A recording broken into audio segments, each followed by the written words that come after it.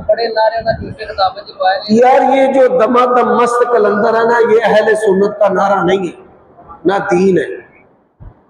और बूटियां पीन वाले जड़े ने वो दीन बनाते हैं। मस्त आदमी नशई को कहते हैं, मखमूर को कहते हैं, नशे से जो चोर हो उसको कहते हैं।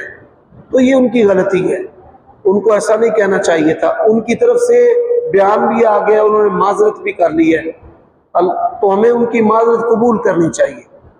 मसला मैंने बता दिया है कि ये नहीं जायज। होशो हवास में अबू बकर सिद्दीक का पहला नंबर है, होशो हवास में उमर बिन खत्ताब खलीफतुर रसूल अमीरुल मोमिनीन, होशो हवास में उस्मान बिन अफ़्फ़ान खलीफतुर रसूल अमीरुल मोमिनीन, होशो हवास में अली इब्न अबी तालिब खलीफतुर रसूल अमीरुल मोमिनीन। कोई दम दम ते कोई मस्त मस्त नहीं। हाँ, ये भंगियां दियां गल्लां ने, जेड़े भंगा पींदे ने।